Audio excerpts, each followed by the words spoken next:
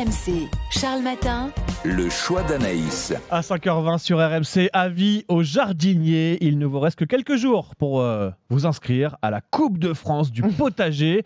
Bon Anaïs, on va dire la vérité, tu vas pas y participer, mais tu as tenu à nous en parler. Oui, parce que j'ai beaucoup d'admiration pour ceux qui ont la main verte. Et je sais qu'il y en a le matin à l'écoute d'RMC. Alors allez-y, tentez votre chance. La compétition est ouverte à tous.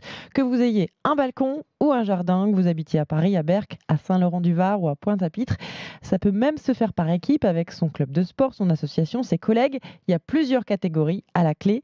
Une Coupe de France, mes amis. Ramenez la coupe à la maison. Allez les bleus.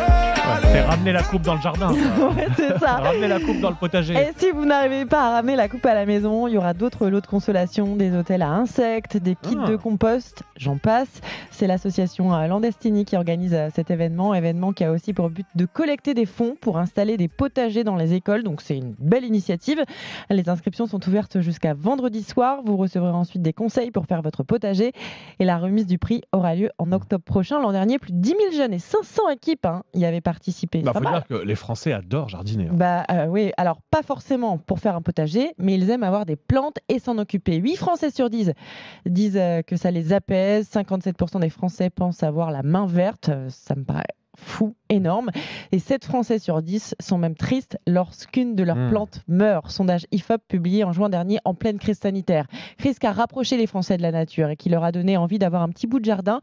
Pour ceux qui n'avaient pas déjà cette chance, 55% disent que c'est désormais un critère indispensable dans leur recherche de biens. Étude Opinionway. Ouais, le problème, c'est que tout le monde ne peut pas se le permettre. Alors, comment faire dans ces cas-là ? Il y a de plus en plus de jardins partagés mis à disposition par les collectivités. Ça permet à ceux qui n'ont pas de terrain de cultiver quelques légumes. Et puis dans les appartements aussi, il n'y a pas que les jardinières et les balcons. De plus en plus de Français investissent dans l'achat d'un potager de salon.